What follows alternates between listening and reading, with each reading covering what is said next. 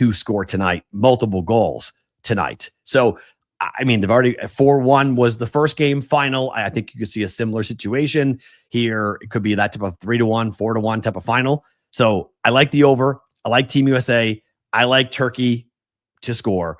And yeah, Addison, you're right. 62 shots on goal is insane. My only question with that is like, I think hockey is different when it comes to how shots on goal get tracked.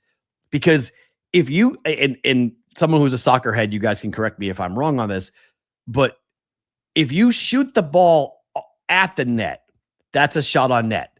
In hockey, that's not a shot on goal. For hockey, the puck has to have been stopped by the goalie from going in. So if I shoot the puck and it goes over the net and it hits the back ice, it hits the back glass, that's not a shot on goal in the NHL. But I believe it is in soccer. I do believe that's what counted as a shot on goal. So that's why that number is so inflated for 62 shots on goal for Turkey and having no goals so far. Those aren't legitimate scoring opportunities, meaning the ball would have gone in if the goaltender didn't save it. But I might be wrong. If you're a soccer head and a stat geek, you might know that more than me. But 62 shots in 2 games is a ridiculous number. Like, that's just on goal. They had 62 shots on goal. No. I mean, that's not happening. So it's where the ball goes. If I'm just shooting the ball from the 18 and it goes 15 feet over the net, that's still considered a shot on goal in soccer. So, okay. So Addison says I'm right. Okay. Because it doesn't seem like to be, that doesn't seem logical. That seems a whole mess to see that's how it's going to go. 6 games on the docket, including Team USA tonight. Let's go and find out where our guy is. Adam Bjorn joining us.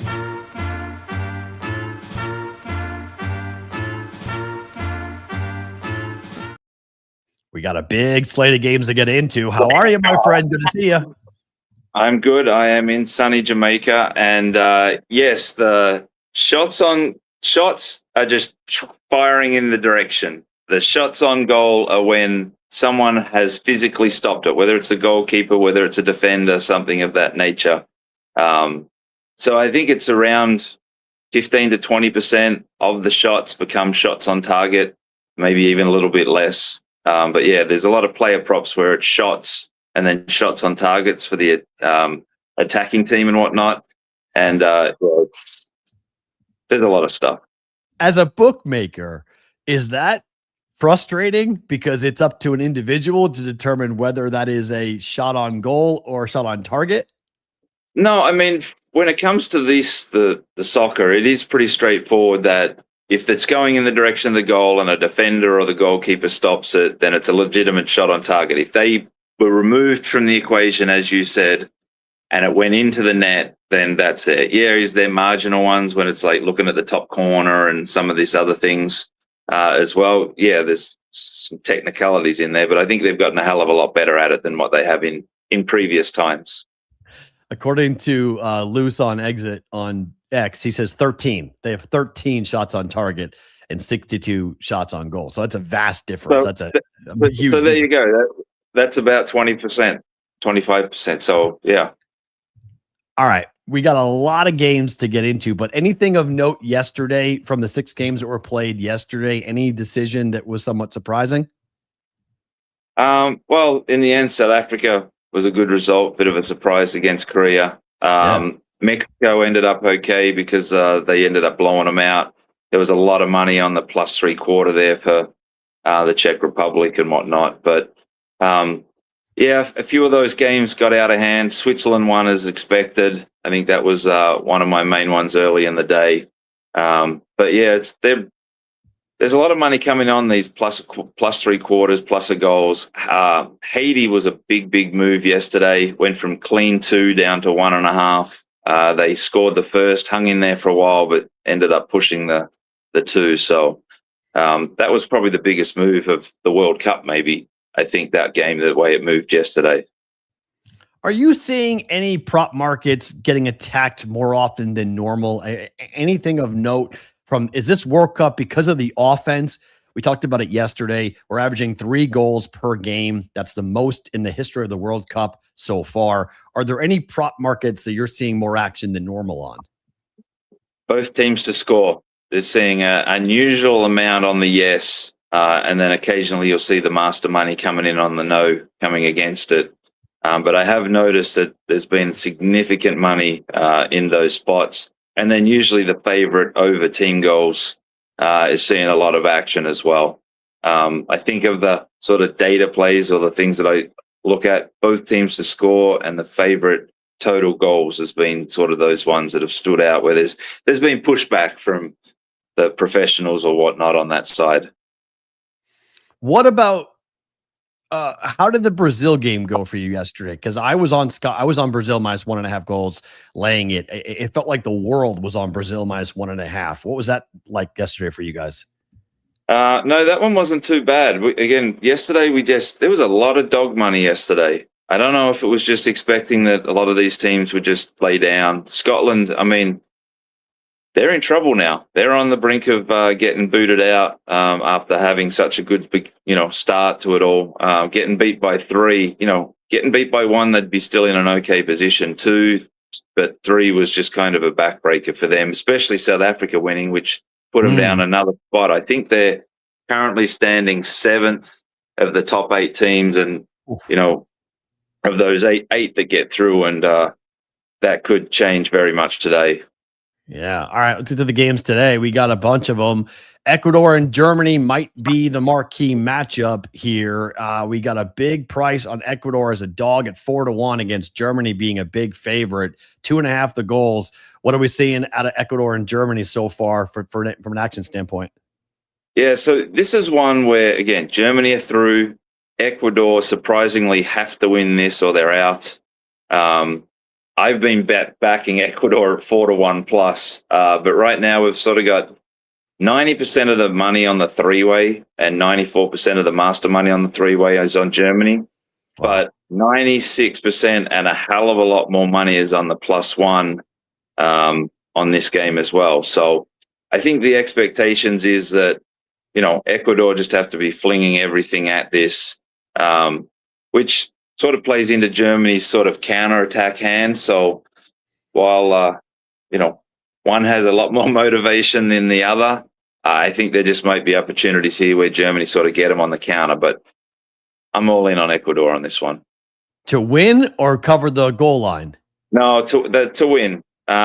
Looking at so this is my dilemma, and I get into it every day. I set on what I want. I know what I want. I know what I like, and then I look at the book and I go, I can't cheer that because it's in such a significant position for the house. And this is getting to one of those games where there is so much on that handicap that I'm like, ugh, God. Yeah. So this is what I go through. But I've learned over time, trust the book, trust the recreationals don't know what they're doing. Sometimes I don't know what I'm doing, and just, see where the money falls. All right. So Ecuador +1. There's your first play of the day. Curacao against the Ivory Coast. I have no idea on this one, except that Curacao is a 16-1 dog in this game. They are a massive underdog here. 3.5 is the total. 2.5 is Ivory Coast line on the goal line on this. Blowout coming, or can Curacao keep this close? Well, they kept Ecuador close. Zero opinion on this game, but looking at the chart, 100% of the master money on the 3-way market is on Curacao. Wow. So I guess they just feel that they're a little bit too big a price, but Ivory Coast, again, needed points, so I suspect that they'll do a number here. But I thought Ecuador would do a number and stayed out of that one, and Curacao held them. So it'll be interesting. 16-1 price. Tunisia and the Netherlands, a bigger price. It's 22-1 for Tunisia to go ahead on the 3-way against the Netherlands. They're laying nearly $9 here. Total is 3.5. We taking a route or a shot on Tunisia here today? I have been burnt by this team twice. They will not be getting me a third time. I will be staying out of this game. I actually think Netherlands can go deep in this, although the draw is starting to fall together where they're going to have a tough journey to potentially win it all. But yeah, this is another one where Tunisia has just been horrible, fired their coach after the first game. Money-wise, I'm seeing master money on them at the 25-1. But a lot of the spread money, -2.5, is on the Netherlands. The over is getting most of the money as well. I mean, do people just take flyers here because of the price? I mean, 25 to 1 on a game. It's crazy. Yeah. I'm not sure if there's people getting arbs out there, because we had it last week where Qatar and Scotland got so much money on them from the Masters that it was 7-figure stands. Wow. But I wasn't that concerned about Scotland and Qatar in those positions with who they were playing. But yeah, there's some of them they're oddly attacking the outsiders so hard that I just wonder if there's prediction markets or something out there that just hasn't quite got their price right, and people are finding a spot to earn a few pennies. Interesting. All right, Japan and Sweden. This is a game that is expected to be highly competitive. It is only -110 on the three-way for Japan. Slight favorite, 3-1 on the comeback for Sweden, 2.5 from a total perspective on this one. How are you seeing this matchup? It's the only game in the 4:00 Eastern time window today. No, there's always two games on at once. So you got Netherlands and Tunisia and Sweden, Japan at the same time. This one, a draw for both of them, they'd be quite happy. This is kind of the beginning of about 5 games that I've just rolled up into draws, and it's about 150 to 1. And this is kind of one of the bigger priced ones where this could be some back and forth. Both teams, a draw is what they ultimately get them both through. I'm seeing about 80% of the money on Sweden plus half a goal, 68% of the overall money on the over, but 91% of the master money's on the under. And then on the three-way, just no real master money. Recreational, I've got Japan, and it's kind of split out as it should be. But this is one where if Japan get behind, I think they could, come back and even potentially win the game from behind, which I know is like 10 to 1 or something like that. Wow. Base pre-game. But yeah, this is kind of the first game that I think draw is what they both does well for them, and then just go from there.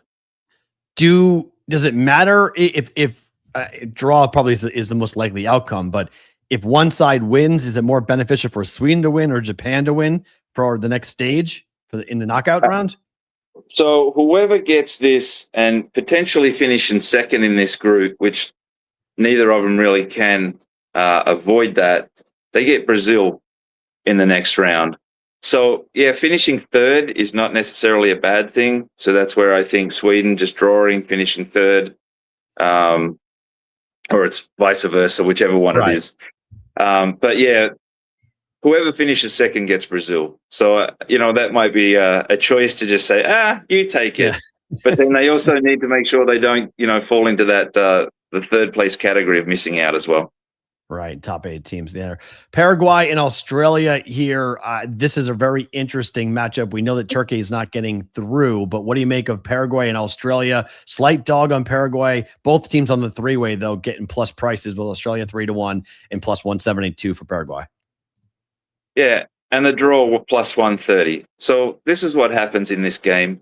Both captains walk to the center, they shake hands, and then they all sit on the ground and they sing nice songs with each other, and they go 0-0, let's go play the next game. I really hope that's what does happen. But this is the second game where was all over the draw early, because both of these teams, again, in that precarious position where draw gets them both through. If they go messing around with a win, then the loser's potentially on that threshold as well. So yeah, this is when you start seeing draws at plus 130, 120, stuff like that, there's a scenario here. There's a preconceived notion here as to what the game's going to go. All right, here we go with Team USA up against Turkey. Turkey, I don't know, it's an argument now on how to say this country's name, but Team USA is a decent favorite here. They've already won the group. There are 4 players who have yellow cards, so there's a question about what's going to happen. That's a 10 p.m. Eastern time start. That starts wrong. It's 7 p.m. Pacific, 10 p.m. Eastern for this game in LA for the Americans. You had to change your tune. You came in here and you just hammered the Americans. No, they're going to be awful. They win their first game 4-1. They shut out in their second game. They head into this group stage now, or the last group, they've with a chance to make history, to go 3-0 for the first time. The Americans have talked about making history. USA winning today, or are they going to drop one? I suspect they should win this.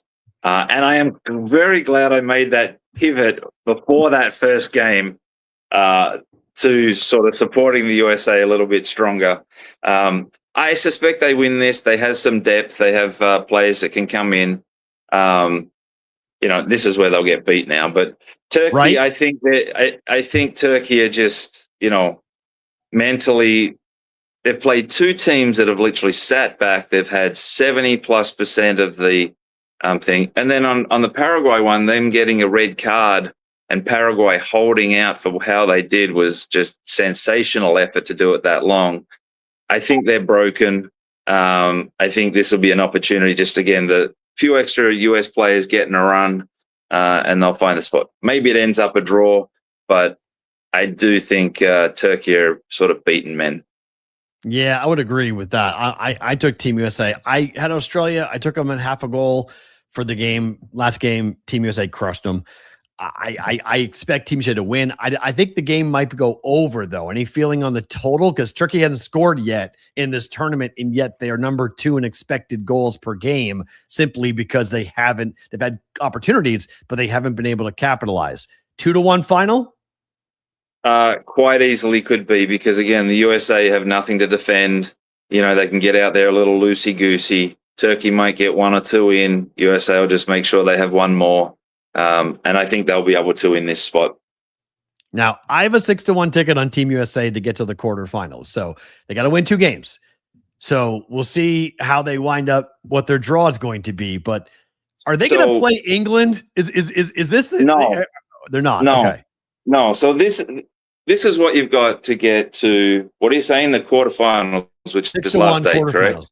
Yeah, they got to win the round of 32 and the round of 16. Yeah. 2 games. So this is what you've got in front of you. You got a 3rd place team. Could be anyone. Maybe it's Paraguay again. Maybe it's I presume that they make sure they don't meet those ones again. So now you go to the other ones. Then they play the winner of Egypt and a 3rd place team. So if you could draw up your own draw, you couldn't have drawn up a draw any more perfect to have a chance at that. As strong as Egypt can be, obviously they're a decent team. That's probably a good pick'em game, USA-Egypt, but they're definitely favored in the next game. And then who they play in the quarterfinals? So potentially then they would have Spain or Colombia, Portugal, potentially. Oh, no Spain. You don't want Spain. You don't want. I think Spain's.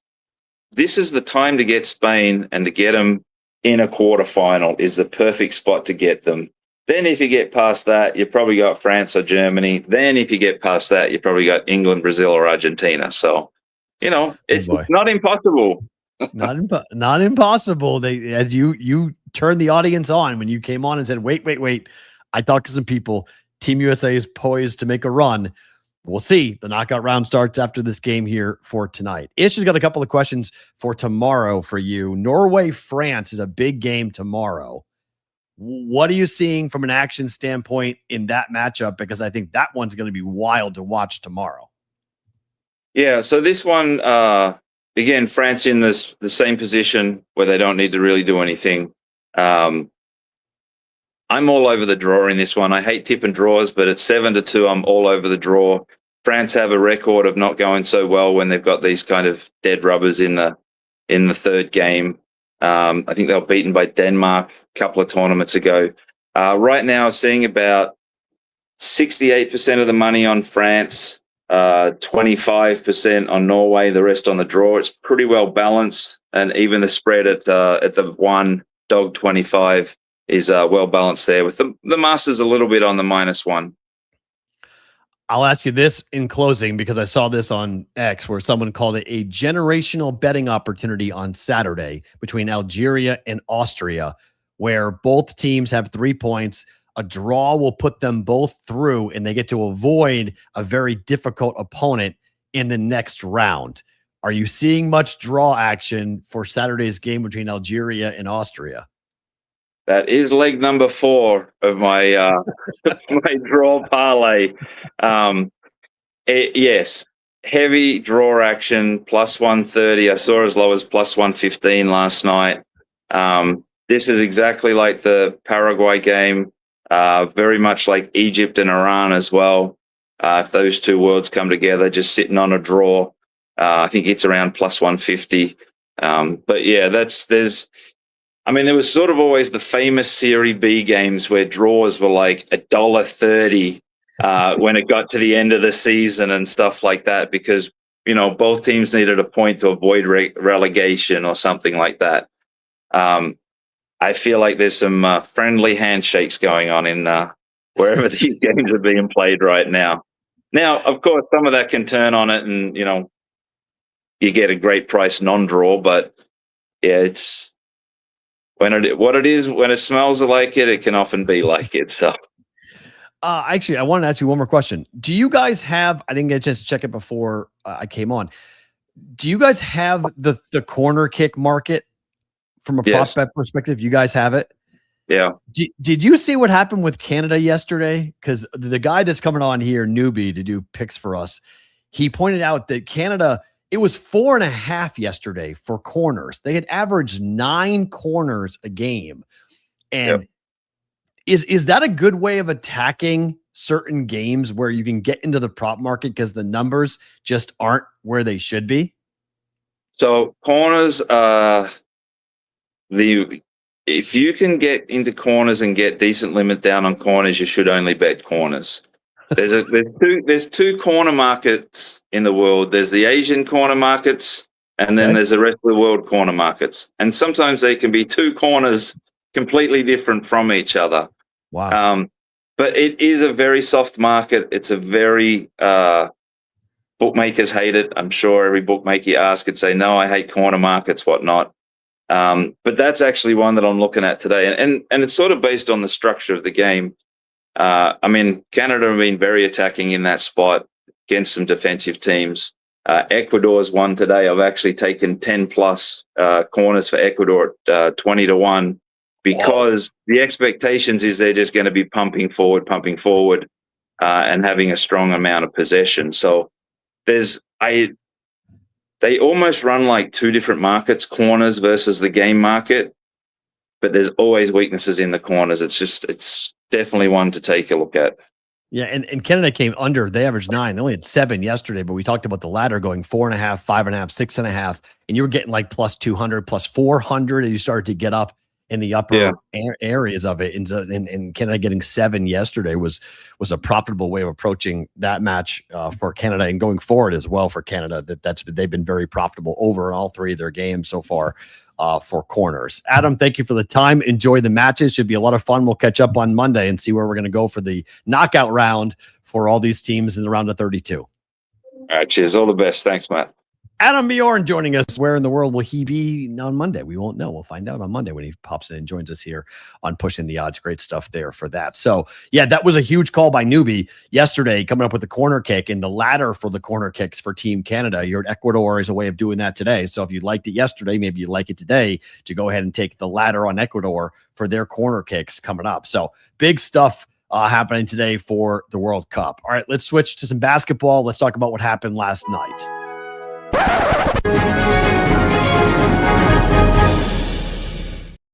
All right, what happened last night? NBA draft round 2 happened, and that spurred a couple of interesting storylines. The first being the Charlotte Hornets trading star guard LaMelo Ball and Josh Green to Minnesota for Naz Reid in a series of draft picks, according to ESPN's for Shams. I think this is going to be the summer of trades. We're going to see a lot of moves. We're going to see a lot of stars on the move here, because I think there is a concern about where we are right now from a talent perspective, where we have OKC and San Antonio separating in the West. You have the Knicks as the defending champs in the East. The next kind of Down below, you've got Boston trying to retool. You've got teams like Philadelphia looking like they could be back if they stay healthy. So I think teams are recognizing that, okay, like a Denver, like a Minnesota, like we aren't as good as OKC or San Antonio. So we have to start to make some changes either for the future or for the right now. And so you're going to be more inclined to trade certain stars, which is why I think Austin Reeves was signed here, 4 years, $185 million max contract to stay with the Lakers. He has a player option for the 29 and 30 season. That is a boatload of money for Austin Reeves. What happens with LeBron? Everyone's going to wonder, does this mean LeBron's gone? Is it going to mean that LeBron is going to stick around? We'll see. But Austin Reeves signs a long-term deal. He is staying in LA. From a Celtics perspective with Boston and Jaylen Brown, they are continuing to shop him. Now, is this at the request of Jaylen Brown? We don't know. Brad Stevens has said that this is our team, that both Jaylen Brown and Jason Tatum together can win a championship. He was asked. He answered emphatically, yes, they can win another championship together. I am one who does not want to trade Jaylen Brown.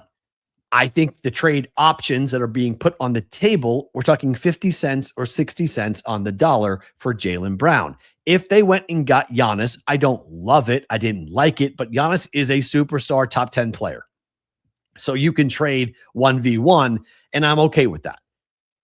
If they're going to trade for like Apollo Banchero, or they're going to trade for, I don't know, another big who is a young and up and coming player, it's a salary dump. Like Brown is eligible for a max extension in July. I think Boston, my gut is that Boston doesn't want to pay that. And if they don't give it to him, that it's now strike 2 or 3 with Jaylen Brown. You shopped him 4 years ago. You shop him now, and then you don't give him the extension he is eligible for in July. That could really fracture the relationship with Jaylen Brown. So I think they're trying to trade him before that.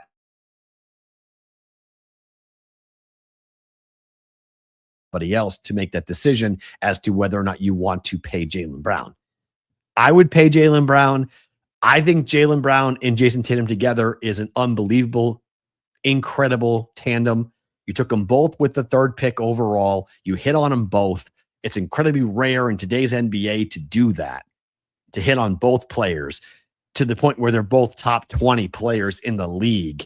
I don't think the Celtics should be trading, but maybe they're shopping to see what's out there and see what they can drum up and see what the market is. Maybe it's just doing their due diligence. Maybe Jaylen Brown's okay with it, or maybe he wants out because he wants his own team. That would make sense. But the rumors and the leaking and what's going on, if Jaylen Brown is angry at the Celtics, he's got to be absolutely beside himself now. Because even after the Giannis trade comes out, you've got, well, the feeling is around the league is that the Celtics continue to shop Jaylen Brown. Well, if they continue to shop Jaylen Brown and Jaylen Brown doesn't want to be shopped, yikes. That's really bad from a relationship standpoint between these two sides. So we'll see where we go with this. It could happen all the way through July and up until October, but do I think Jaylen Brown will be on the Celtics come October when they start this season? My gut tells me no. Do I want him on the team? Yes. But there are some big questions going forward with Jaylen Brown. Let's talk about our pro football news of the day, being brought to you by our friends at Vegas Football Proxy. They are the official proxy service of Pushing the Odds. If you need someone to enter your picks this year for Circa Million, Circa Survivor, and the Grandissimo, go with the best with VegasFootballProxy.com. Trusted, experienced, strict procedures, clear indication as to how to enter your picks, available for questions. They will walk you through the whole process. They will meet you, make sure you are understanding as to what you are doing. Tom is a player himself, so he knows what boat you're going to be in here. You have options when it comes to who you pick to be your proxy. It is about relationships. It's about who you trust. Use VegasFootballProxy.com, the official proxy service for Pushing the Odds. If you are a Lions fan, You don't like this story at all. This is awful. Lions cornerback Terrion Arnold has been arrested in Florida on kidnapping charges that carry a maximum penalty of life in prison. Members of Arnold's group are alleged to have ambushed victims in an apartment and spent the better part of an hour beating and interrogating them at gunpoint, with one woman allegedly live streaming the proceedings to Arnold as he traveled in his car to the apartment.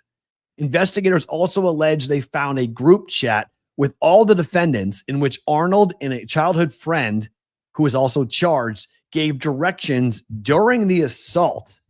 The victims were eventually released around 1:40 a.m., minus some personal property allegedly taken by the accused.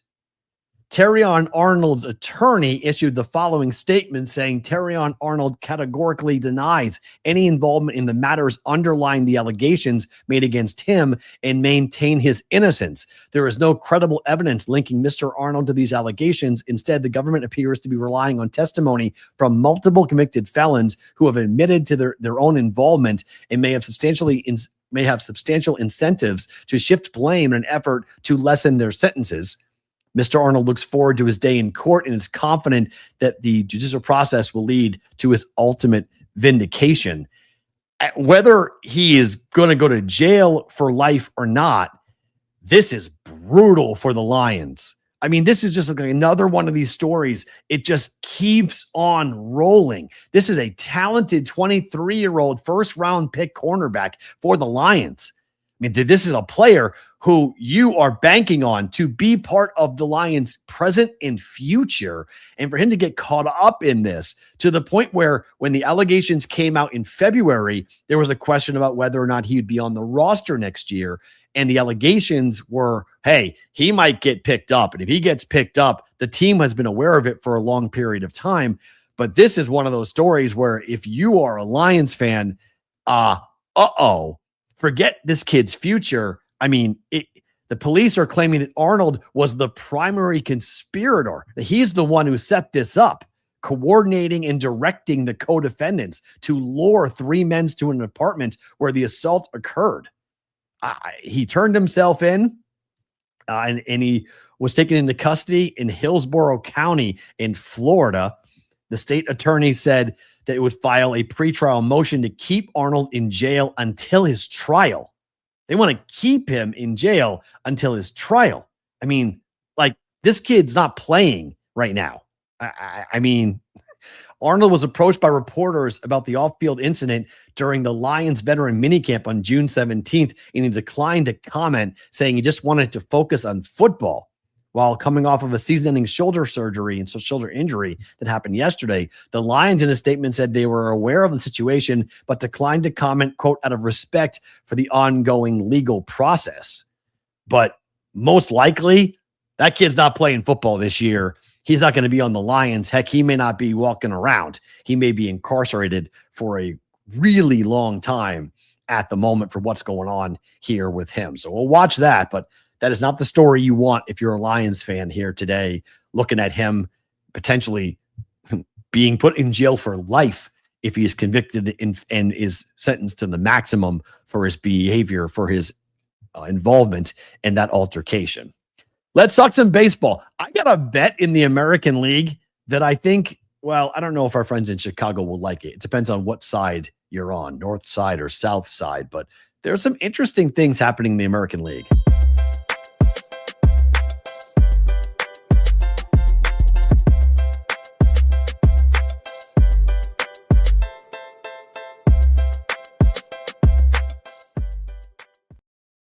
The Rabbit Hole segment being brought to you by the Rabbit app. They have updated the app. If you've not checked it out, go do so. Download it in the Google Play or Apple Store. See the new updates and the slick new design. This is where you create and share custom picks. No limit, no terms. You guys set the number. You call the shots. Real people on the other side. The bets are customizable. You will never be banned or kicked out of Rabbit.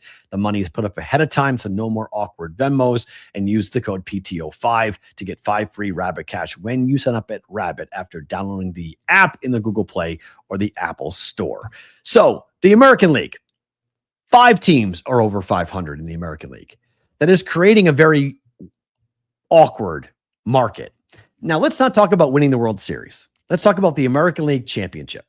Who could win the American League Championship? It is June 25th, so we are, about halfway through the summer. The American League is a mess. It's an absolute mess. Look at this.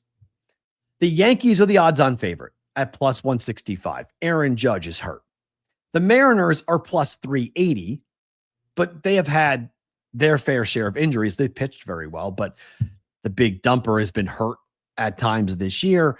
Not a great year so far for Seattle, but they are the second pick odds-on favorite to win the American League. The Rays, who have been just behind the Yankees in the American League East for most of the season, and the Rays have actually led the division for most of the year, they're 9.5 to 1. The defending American League champs, Toronto Blue Jays, at 10 to 1. The Guardians are 12 to 1, and so are the Texas Rangers at 12 to 1 to go ahead and win the American League. I'm serious. Do you trust any of those teams? Any of them? Do any of them strike fear? When you see the American League, are you like, yep, that's the best team in the American League? You can make the case for the Yankees, but they're so injury prone. And if Judge gets hurt and if Judge is not effective when he comes back, I mean, they all say he's coming back, but what happens if he doesn't? Now, they can pitch really well, but the Yankees run into injuries all the time, and the Yankees haven't performed great, though they have made World Series runs. The Yankees have had issues in the postseason in the past. I'm not betting plus 165 on anybody for a future, but I'm not betting on the Yankees either. So who could be an option? How about the Chicago White Sox? Hear me out.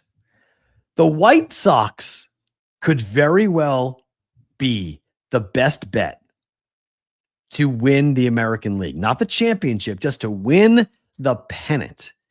So they're 41 and 38. They're one game behind the Cleveland Guardians for the Central.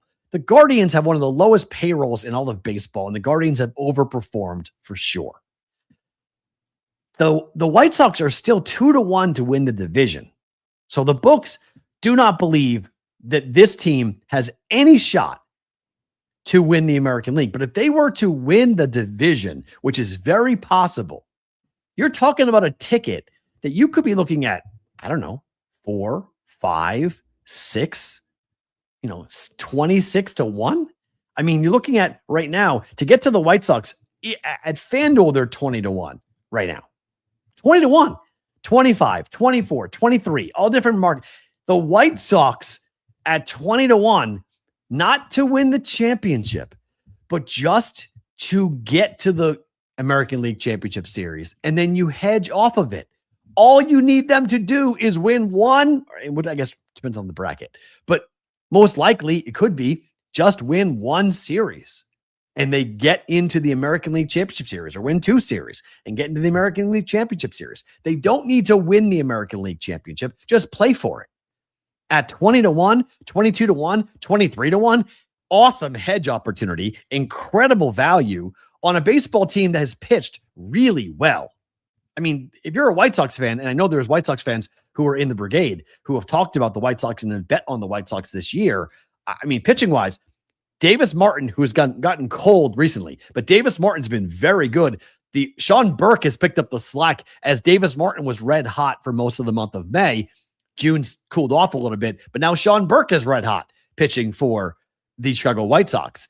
Anthony Kay has been decent. Eric Fetty's been not that great, but the bullpen's been good enough. Their lineup is filled with guys, Miguel Vargas, Kyle Teal.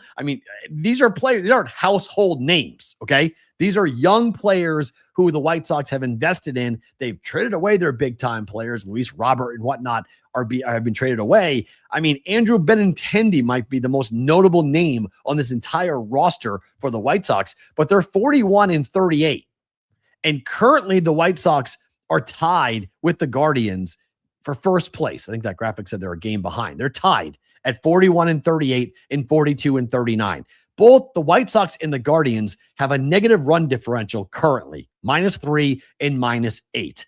At home, Chicago is 26 and 13. On the road, they're 15-25. If they can get back to 500 on the road, they will run away with this division given the way they've played at home. The Guardians are 19-17 at home and 23-22 on the road. They've been very consistent. They've been a similar team, both home and road. Look, we look at value, right? We look at value and we look at ways of firing.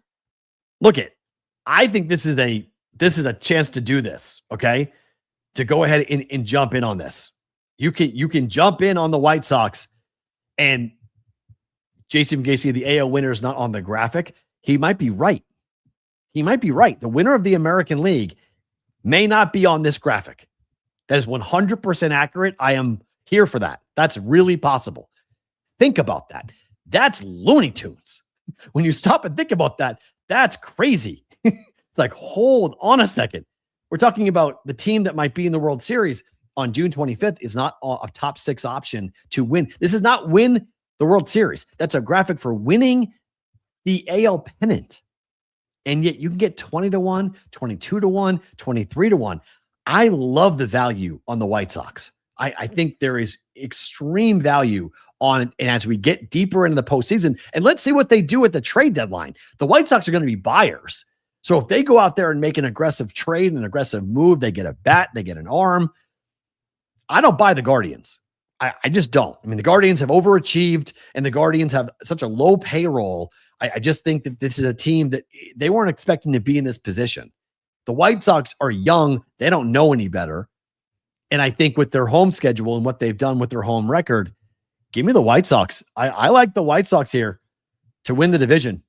20-1, 22-1, shop around and find the best price or put it up on Rabbit and see if somebody will grab it on the other side. But White Sox are a team worth paying attention to.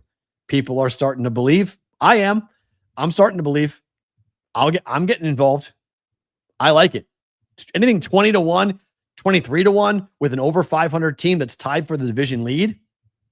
Yep. Again, I don't need them to win. Just get there. Get to the American League Championship Series, and I'm hedging and we're making money and we're profitable for the White Sox at 20, 22, 23-1. Love that opportunity. News of the industry. Let's talk about another lawsuit coming down.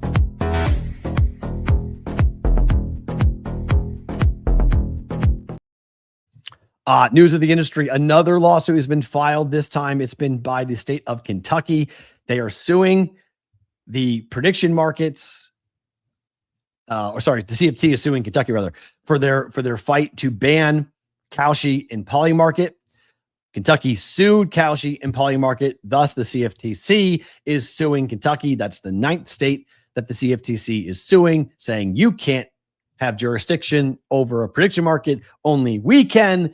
And it just goes on and on and on and on and on. At some point, the Supreme Court is going to have to rule and get involved with this because this is getting to be ridiculous with the number of lawsuits and the number of fights that were going on with this. It's wild to watch. It's crazy to see the number of lawsuits being filed, but Kentucky is telling Kalshi and Polymarket, you are sports gambling. Only we can dictate sports gambling. The CFTC, once again, fighting for a private company, which is the weirdest thing to see. A Republican-led Congress and a Republican White House deciding that they are going to go to bat on behalf of a prediction market, on behalf of a private company. Sure. So much for small government. Okay, sure. But that's where we are. Another lawsuit, another day, another fight in the prediction market versus states' rights situation involving sports betting and the PASPA repeal. It is going to be a interesting summer. And this football season is going to be even more wild just because of the number of events and how much marketing dollars are being put into the prediction market side by FanDuel, DraftKings, and others. This is looking so much like daily fantasy, right? Take as much money off the table as you can because you know what's coming. You know how this is going to go. You know you're going to get ruled against. So go ahead and do it. Make money right now while you can, and then deal with the fallout after that. Let's make some plays for today. There won't be a bonus time today.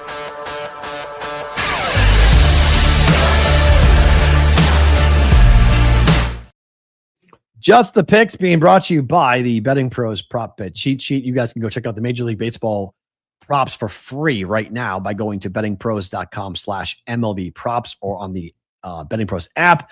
Go and search prop bet cheat sheet under MLB and see all the 5-star plays for free right now with Betting Pros. I'm taking Team USA on the money line here. I think they win.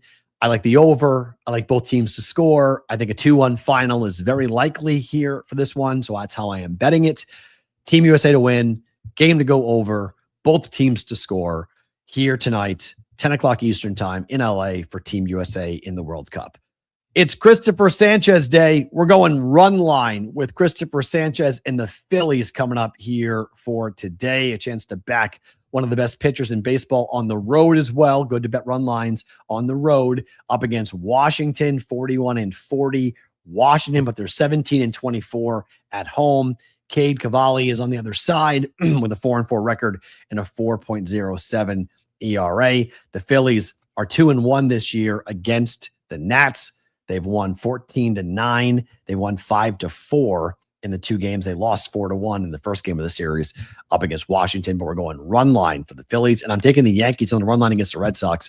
This would be normally a big time, big watch, a love fest for me watching my baseball team, but the Red Sox suck. They are absolutely awful. And they're going to get run here today by the New York Yankees.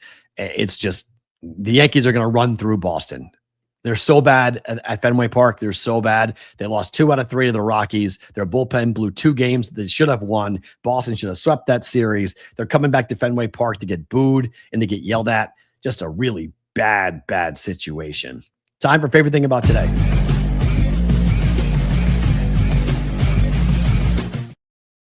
All right, a couple things for favorite thing about today. 1, thank you for being here.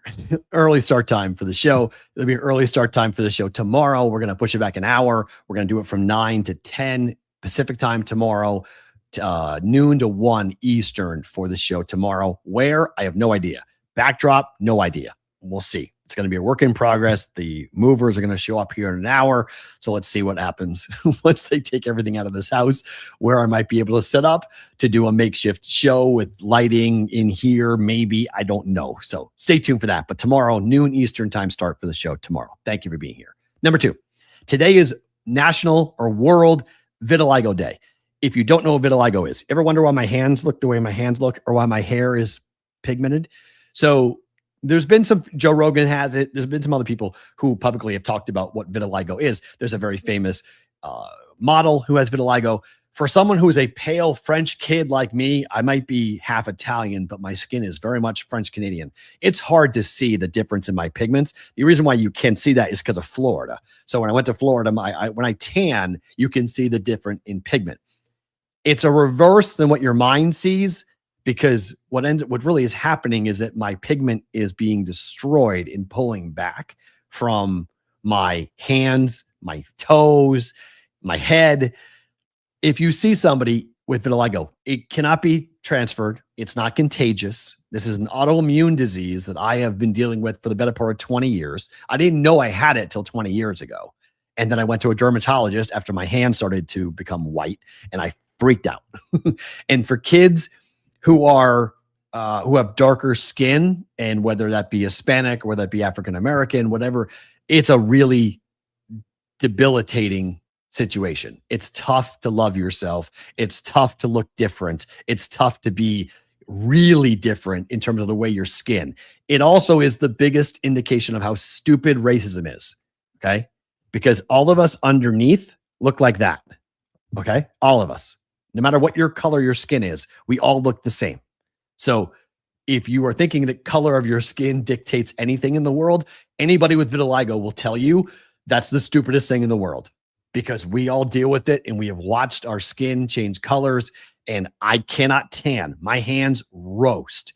Hardest thing about being in Vegas is the summer, because my hands and my feet just are on fire. It wasn't great in Florida either, but the sun in Florida is not nearly as intense as it is here in the desert.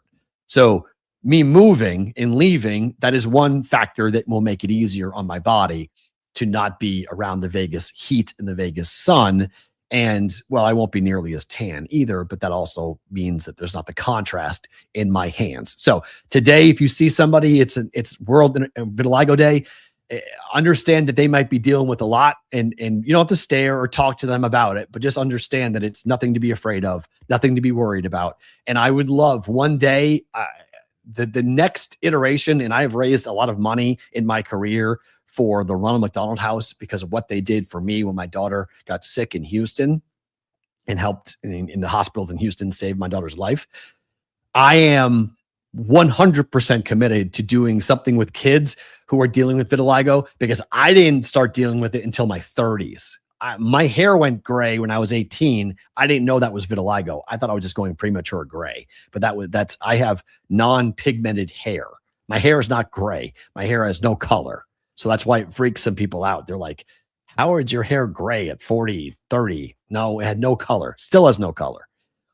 But I want to start a charity to help kids and to help people transition or understand what it is to have vitiligo. And a day like today, National World Vitiligo Day, is a big part of it. The education, telling people what it is, talking publicly about it, and not hiding. For those of us who have it, to not hide and be embarrassed or be ashamed about it. Do we look weird? Yes. Is it awkward? Sure. Is anything of being different difficult in society? 100%. But it's really hard for kids. And really hard for kids who are going through puberty or teenage years or going to high school, and they look different because it's like 1 in 100 people have it. Like, it's not that common, in particular when you're young, when your skin is changing colors when you're young. If you're African-American or you're Hispanic, it's part of your identity. And all of a sudden you're becoming pale white. That's really difficult. So today, World Vitiligo Day. Anyone has this, battles it, I see you, I'm with you, and hopefully we can continue to raise awareness for what goes on here for vitiligo. And then finally, the radio industry. So yesterday, I was supposed to appear on Ken Miller's final broadcast. Ken Miller and I did radio in Des Moines, Iowa together for the Matt and Miller show on KXNO. iHeartRadio across the country has fired numerous on-air talent.